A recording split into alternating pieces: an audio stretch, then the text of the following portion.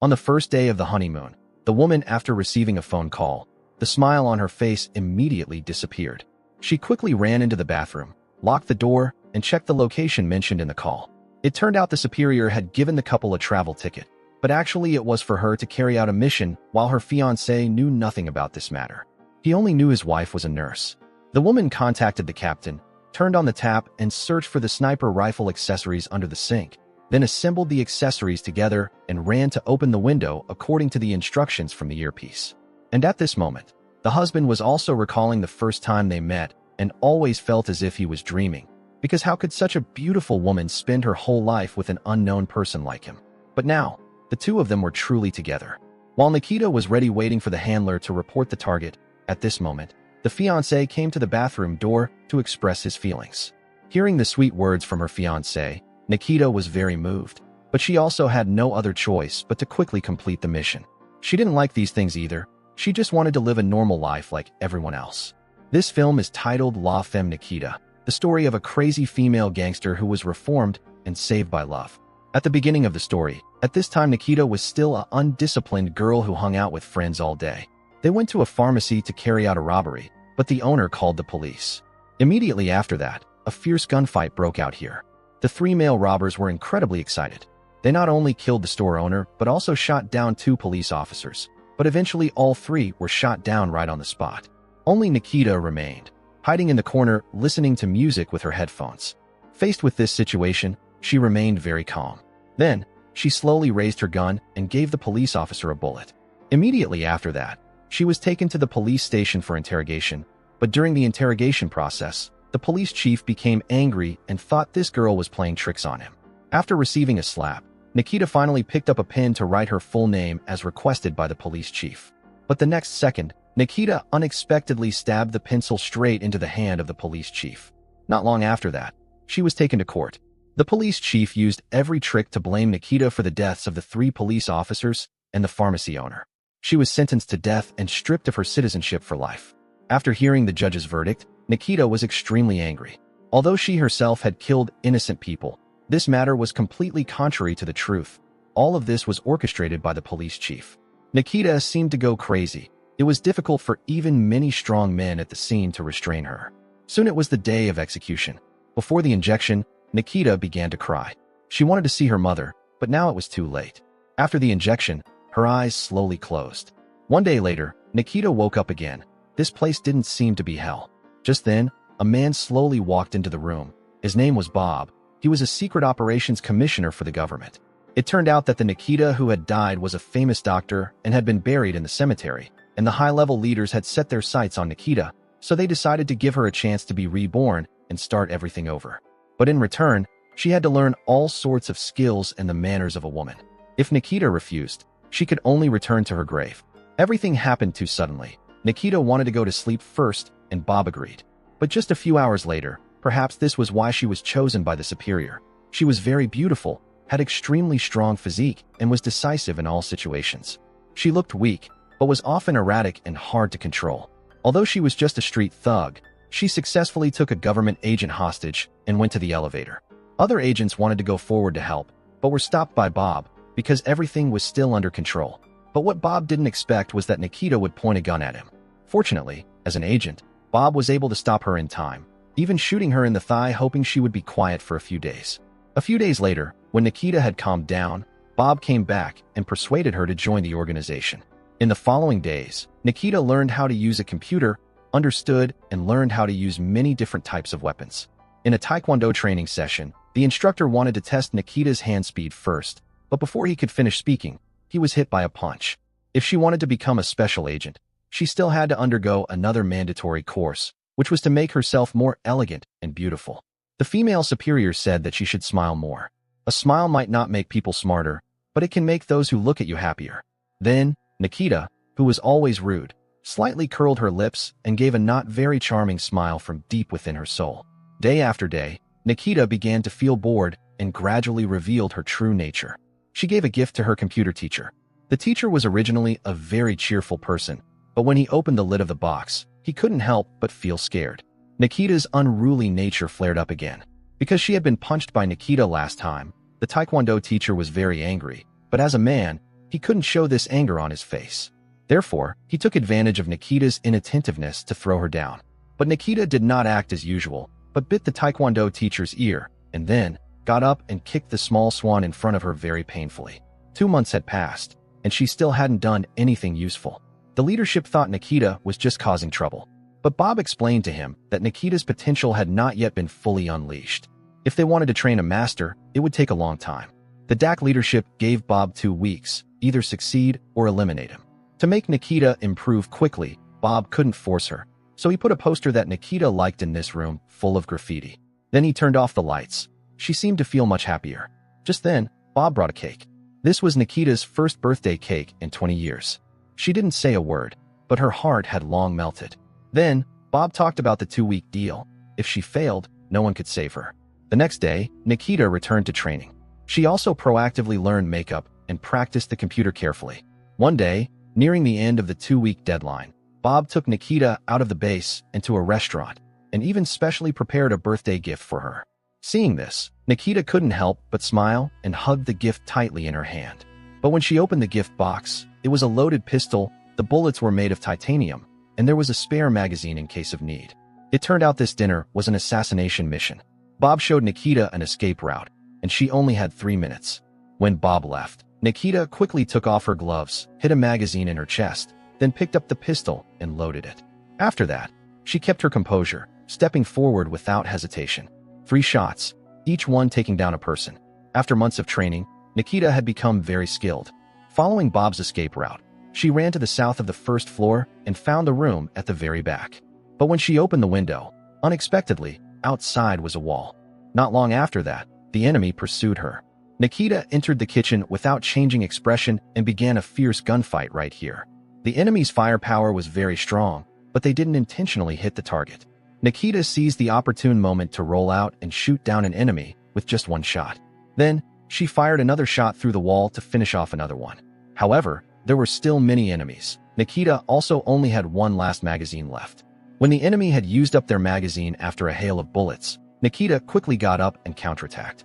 But very quickly, her gun was empty.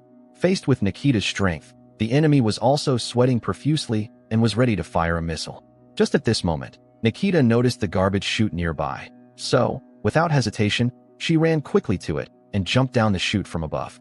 At the last moment of danger, just like that, she successfully escaped the scene in the heavy rain. After returning home, she saw Bob sitting on the chair and laughing. It turned out, this was Nikita's final test, and she had passed it with flying colors. Just then, Nikita walked over and gave Bob a hard slap. Bob didn't fight back. Instead, he held Nikita tightly and said that she had graduated and was free. After a few months together, Bob also began to develop feelings for Nikita, but he knew what his identity was, so he could only bury this love deep in his heart. After the superiors signed the contract, Nikita would have 6 months to adjust her mindset before receiving missions. She was allowed to carry 3 guns, as well as a new bank account number, passport, and driver's license. And her secret identity was a nurse with a fixed monthly salary. Nikita rented an old house and renovated the inside. She went shopping at the supermarket like stylish girls, and whatever people bought, she bought too. After all, she had never had money to spend lavishly like that before. At the supermarket, at the checkout counter, Nikita met a cashier named Marco. Day after day, with Marco's sincere pursuit, the two began to date and then live together. Before long, half a year had passed. Nikita didn't know how to cook, but she could still make a sweet and delicious breakfast. Although he was a cashier, he also had his own dream, which was to build a boat with his friends and truly love a girl. Marco had decided to strive his best, but there was one thing he didn't understand, which was that no one had ever come looking for Nikita, and he had never heard her mention her relatives, nor had he ever heard her say she had friends. But one thing was certain, Nikita truly loved Marco. Just then, the telephone rang, interrupting their love story. This was her action code as required by the organization. Nikita went to a hotel. This would be her first mission since graduating. After confirming the target, many listening devices were installed. A little later, Nikita disguised herself as a waiter to bring food and drinks to the room. However, she was chased away by the bodyguards and even received a tip from the bodyguards. Just like that, the first mission ended.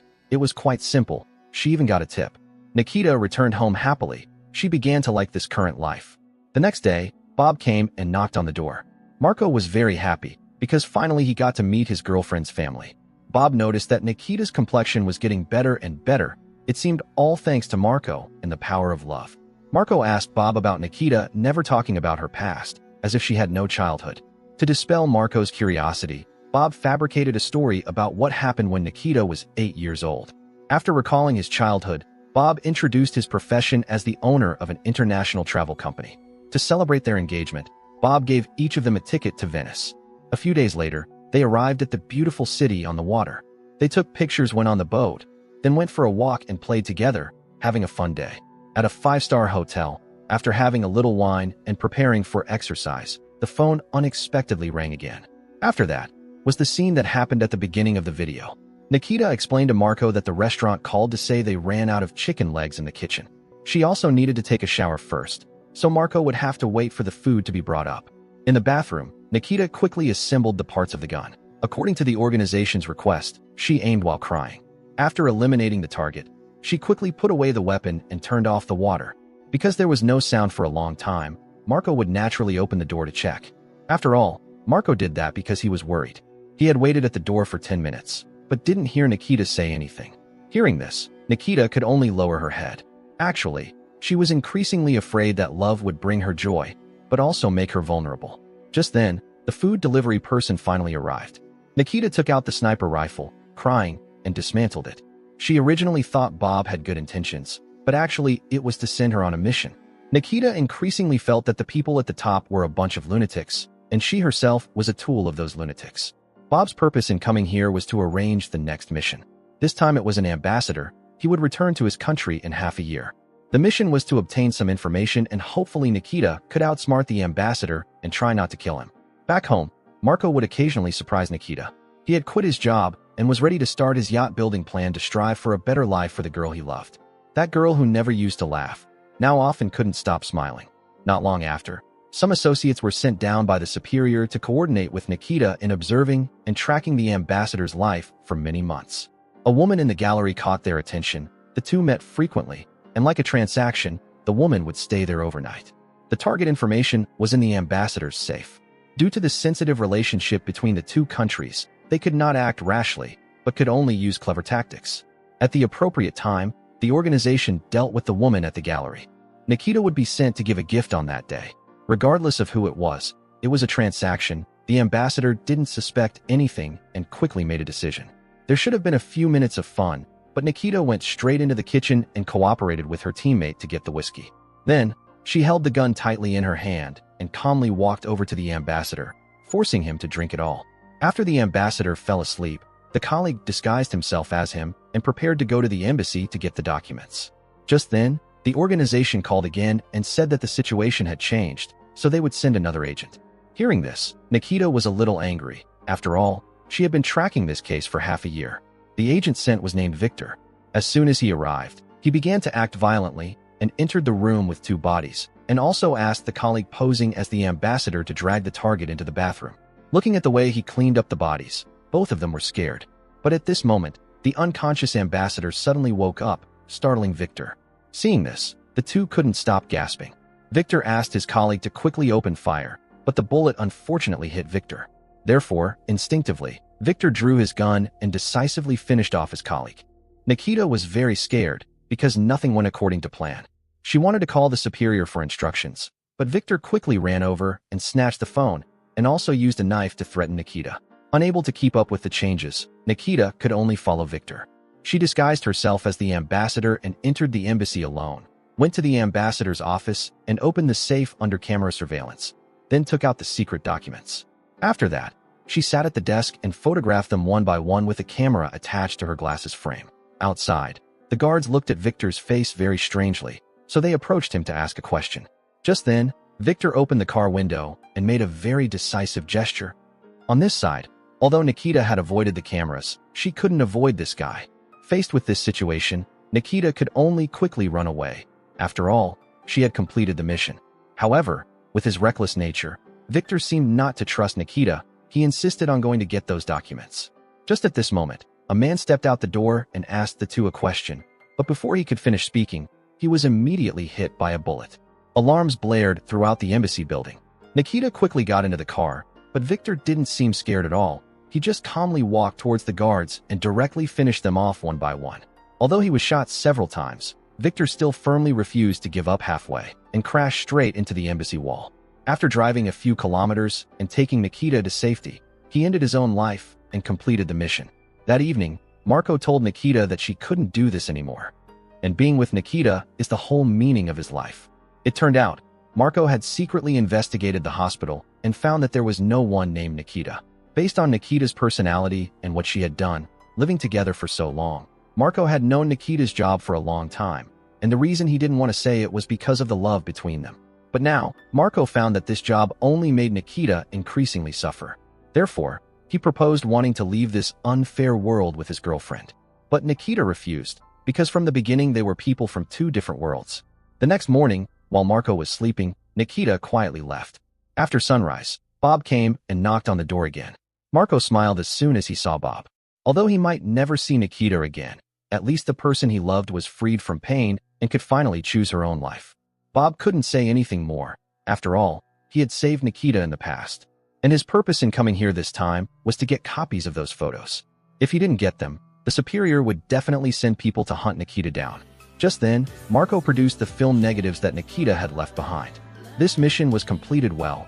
Bob's heavy heart was finally relieved, and he started to smile, because he, like Marco, all hoped Nikita would leave and live a happy life of her own.